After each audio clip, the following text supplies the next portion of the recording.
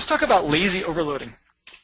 So overloading, which has another fancier name called static polymorphism, means that you have two or more subprograms in the same block, usually the same package specification or body, with the same name and generally different parameter lists. So just to go back and talk about this fancy word for a moment, what static polymorphism means is that, well, let's tear it apart. We've got static, poly, and morph. Morph means the shape. So the shape essentially is the header of the program. Poly means multiple, more than one. And static, now in the context of programming, generally static means compile time compared to dynamic, which means runtime. Static polymorphism means at the time your code is compiled, Oracle will check to see which version or which of the different subprograms with the same name will be used to execute your request in your code. And if it can find a match, it'll raise an exception, or if it finds more than one match, it'll raise a compile time error. So that's what overloading is. And overloading is really handy because you're essentially creating different versions of the same program or the same area of functionality to meet different user needs. The problem is, and so it's a feature that I think you should use a lot, and I'll show you some examples of what I've done with it. The problem is that it's also easy to be lazy when you create overloadings and essentially use what is probably the most dangerous feature ever created for developers, programmers, which is copy and paste. And what you want to do, of course, is avoid that kind of a duplication. Let's take a look at a scenario that I actually recently ran into. So let's get away from PowerPoint, go to some code. So some of you may be aware, I've been working on a website called PL SQL Challenge, which is a quiz website for Oracle developers. You can take daily PL SQL quizzes, weekly SQL and Apex quizzes, logic quizzes, and so on, get ranked, win prizes, and so on. In fact, today, we're doing our quarterly championship for the top 40 or so players from the previous 3 months. So if you haven't started playing, check it out. I'll give more information on the URL at the end of the presentation.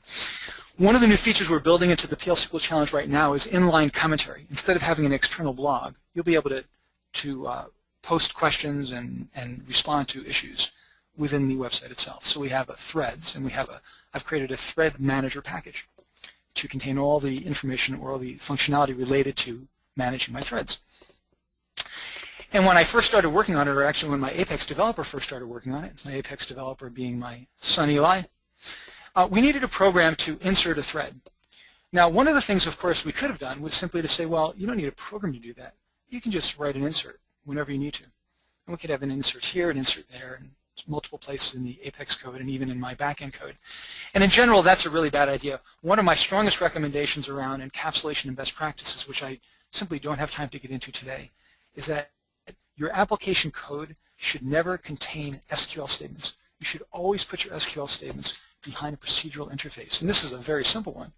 You call insert thread instead of doing an insert into QDB threads. And certainly if you come to my training in Needham in December, I'll be spending a fair amount of time talking about why I think this is so important, how you go about hiding this stuff away, and so on, including generating a lot of the code for you. But the bottom line is that in our environment, certainly for the Apex developer, he will not be writing any SQL, no inserts, updates, deletes. We're always calling the backend programs. Okay, so I've created this one procedure. Insert the thread. You pass in the different column values, and it inserts a row in the table. The primary key is automatically generated with a trigger, and so on. Great. Okay, so I put that in. Eli used it, and it seemed to be going fine. But then he ran into a different scenario where he needed to get back the primary key because the new primary key was going to be used in another part of the page. So, okay, well, this one doesn't have the primary key that is being generated. So what I thought I would do is take this code, make a copy, and then add a parameter. So now I have another parameter, thread ID out, and I get that value back by doing a returning clause. So returning you can attach to a DML statement, and it returns information about the row you just entered, or rows. And this is really handy for this particular kind of scenario because otherwise we'd have to do an insert and then a select. So this is good for performance, and it's much easier code to maintain. Now, why did I do this? Why did I do a copy and paste? Well, you know the reason. I'm busy. I can just knock this out in a second with the simplest little changes and get back to my job, get back to whatever work I was doing. So what I've got here is an overloading. I've got two programs with the same name. And almost all the parameters are exactly the same. There's my set there. Here's my set here, but I've added one more. And I've added an out parameter. And this means that whenever you call insert thread, if you add a 8th parameter to retrieve the thread ID, then Oracle knows that it should call this one and not this one. Great. So Oracle will take care of things. Now my son can use whichever of the insert thread programs he needs to use. And I would say at this point, what's the big deal? These are two small programs. There's not much going on. One of them returns the ID, one of them doesn't. Great, we'll leave it. And I'm sure you've had the same feeling, right? You're in a lot of hurry, a lot of pressure. What's the harm in making this copy? It's going to be easy to see, easy to maintain both of them. And the answer is today the harm might seem minimal, but the bottom line is that things always get more complicated. Nothing ever gets simpler. And more stuff will be added in. And then you run into more and more of a problem.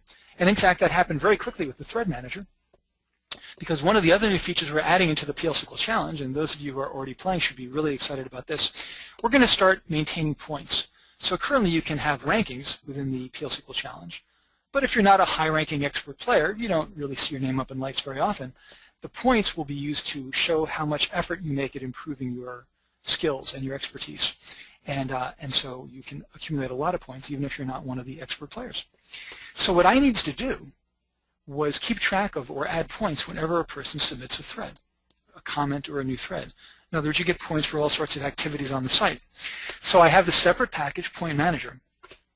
And one of the other things I recommend to you, and we'll talk about at the training, is creating lots and lots of small, very tightly focused packages. Don't create one package that has a lot of stuff in it for different areas of functionality. It's hard to manage. It's hard to figure out what's there and where to go when you need to add more or find something. So I create a whole separate package, Points Manager. It's got an Add Points program. And then I specify all the information. And there's, of course, the usual complications, but I won't get into all these details here. But the bottom line is I need to do it here, and I need to do it here. Now, at some point, we really, and when I needed to do it here, add the points, I needed to specify the key value, the thread ID. Well, there is no thread ID. So I have to get the thread from my insert statement, the new primary key. And I actually started to write the select statement. Okay, I'm going to write the select statement. I'll get the value back from the insert statement. And I thought to myself, really? Am I really going to do this? I should just use a returning clause. Wait a minute. I've got a returning clause. And at that point, I did what hopefully a lot of you do, which is finally give up on maintaining duplicate code, which I really knew I shouldn't have done the very first time I did it. And so here's what I end up with. So here's my thread manager, insert thread, passing the thread ID out. I pass it into a local variable. I use that variable to add it to my points, and then I pass back that value. And then that's pretty much what I had before. And then my second program. Here's my insert thread, and all it does is call my other insert thread. I declare a local variable to retrieve my ID, and it's just a throwaway. I never actually use it. But I have to declare it so that I can retrieve the value back.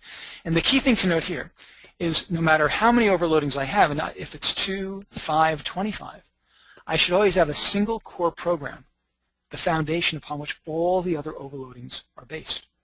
And that way, if I need to make any change, add some more functionality, I change this one program, and all the other programs benefit from it.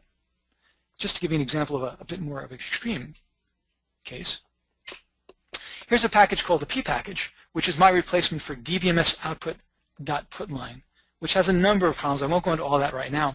But the bottom line is that I've got lots of different L procedures. Instead of writing dbms output.putline, I can just write p.l, which is really quick, and I like that. And every one of my different p.ls take different parameter lists, dates and booleans, dates and numbers, strings and booleans, but every single one of them calls display line. So my single foundation is not even an overloading of the L procedure, but its own separate program called display line, which has all the logic inside of it. So this is a more extreme example of overloading, lots of variations, but all based on the single implementation.